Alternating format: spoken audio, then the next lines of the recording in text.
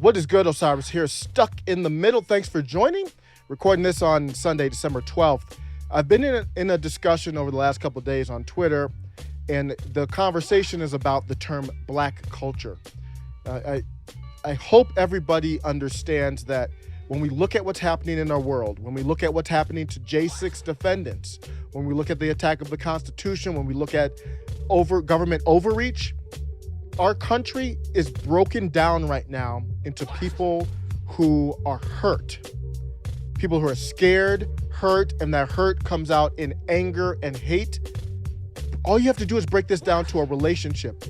I don't care if you're black or not, you better care about this. I see people at times say, well, what's happening to our country? What can we do? Well, number one, you first have to understand that people, even if you don't, I don't view skin color as my most important identity, but I still need to understand people who do, because we have to share the country. So let's talk about this term, black culture. This is a term that you'll see a lot of people use who are identitarians. And Leonidas Johnson tweets, if there is a black culture and it's dependent on race, then it is inherently a racist culture, since it requires treating people differently based on race. If it is not dependent on race, then anyone who subscribes to it is black, meaning it's a social construct and you can identify as black. So he said Rachel Dolezal is owed an apology. I believe she's the white person who pretended to be black. So he said there's two camps. Either it's dependent on race or it's not, period. He calls this, I'm going to steal this from him, of course, giving him credit. He called this the paradox of black culture. Excellent term. So I want to get into the discussion. My first comment is I can't talk about this with anyone. I want to talk about this with people on the left who view identity. I don't believe in the term black culture. I don't even understand what it means. So I can't define it. So I have to have someone else define it.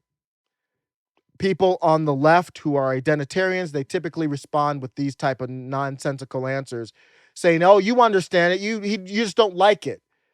He doesn't like the idea that there is a black African-American, African descendants of slave culture. He doesn't have a problem with the existence of other cultures, though. We need to define what is black culture. What does it mean? So this person replied to me and said, do you understand what culture means? Every human collective has one. And they sent the definition of the word culture. Great. Thank you for that. What does black culture mean? You're using this term black culture. You're defending it. What does it mean? Another typical non-answer, if you don't know or understand black culture and how this country is enriched by it, that's a personal problem. Our culture is like every other group, can be seen in music, arts, food, hair, clothes, language, style, education, history, traditions, etc. Great. It's wonderful. I'm not trying to knock anything. You still didn't define what black culture is. You just said if you don't understand what it is, it's a personal problem. Okay, I agree. Help me. What define it? Still haven't done that. Someone came up with a definition that I think is worth discussing, and it really digs at the heart of what's happening. Number 3 from Tyrone here. Tyrone says, black culture is the set of customs, arts, and institutions developed by the descendants of Africans formerly enslaved in the USA. It's a deep comment there. Let's break that down. So he defined black culture as being tied to Africa, a continent, but we know most of them came from the western part, northwest. But that's a continent that has nothing to do with race. Like, you can be white and be from the continent of Africa. He defined it with slavery. Again, has nothing to do with race.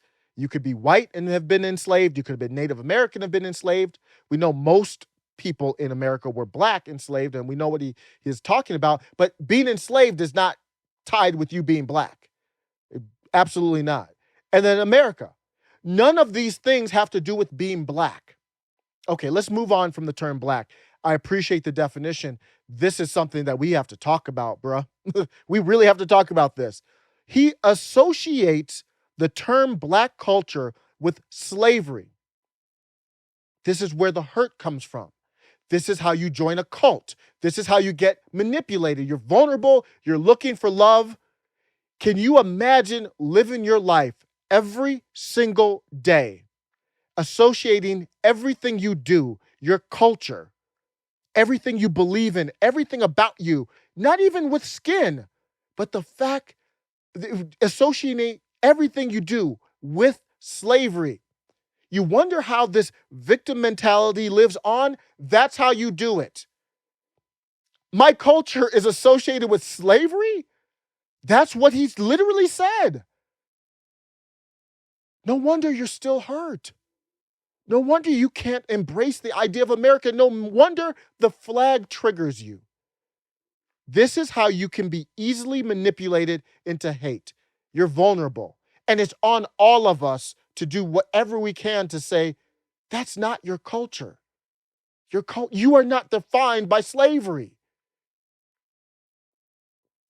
This is what, in my opinion, I'm just coming out and saying it now. I think China is behind. I don't know how much. I can't prove all that, but I've seen enough. China sees this divide in our country and any enemy. It might not just be China. And they say, well, wow, there's people in America that view themselves as slaves. Still, to this day, their culture tied to slavery. And then there's other people who are non-black or white or whatever who don't address it. Just let the anger fester. So how about this? Do you remember back in March where the Secretary of State of the United States was in a meeting in Alaska with China and got chewed out by Yang Jiechi over Black Lives Matter? He went on to complain about regime change in the Middle East and the US's own human rights record. The challenges facing the US in human rights are deep-seated. They did not emerge over the past 4 years. The slaughter of black people, the problem existed for a long time. The word slaughter was not translated into English for those in the room by the Chinese delegation's interpreter. The slaughter of black people, the problem existed for a long time. The slaughter of black people, the problem existed for a long time. Out in the open, it's recorded. The Chinese know Black Lives Matter is fake. The Chinese government couldn't give less than a damn about black people. Of course they don't care. So they're actually out in the open saying, hey, you guys have problems with Black Lives Matter. And because whatever the relationship is, Blinken can't even fight back. He can't even disagree with it. He said it right out in the open. And then he also said many people within the United States actually have little confidence in the democracy of the United States. That's an open attack on the Constitution and our way of life. Out in the open. For the U.S. to fall, you must destroy the Constitution. Critical race theory can't exist. It cannot exist with the Constitution. And we are the ones, and people who view their culture with slavery, they have no tie. They don't care about America and the flag and the Constitution. They hate this country. Imagine viewing everything you do through the lens of, I'm a slave still, basically. I'm tied to this culture because I'm a slave. So the Chinese government's like, we don't need any enemy soldiers coming into America. They already hate their own country. Just give them the fodder to tear it down.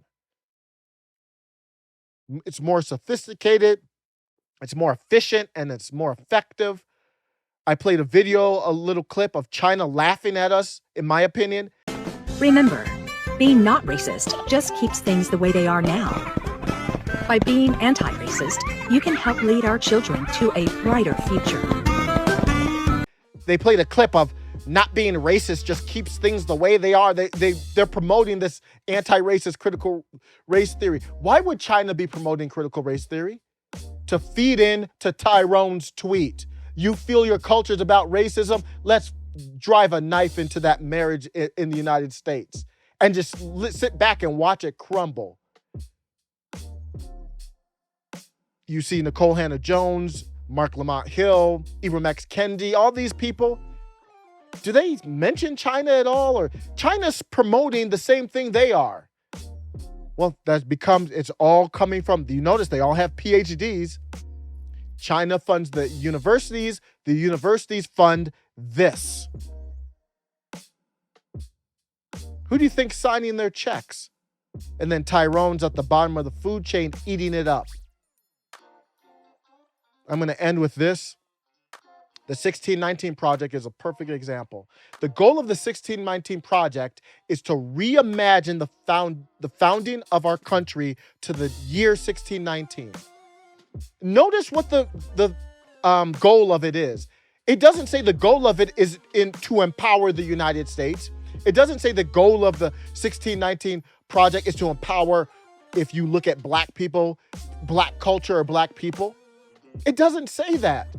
Because if your goal was if you're so much into black culture, black people, you would be empowering by learning the history and saying, hey, this was African history. Here's some of the history of the different African cultures that people were brought here from and how that ties into where we are now as Americans.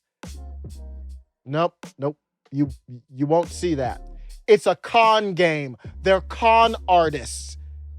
They're tricking you. They're working off of your fear. And I know I'm not trying to talk anybody out of anything with this. I just want to identify the problem. Let me know what you think. Thanks a lot for listening. Take care.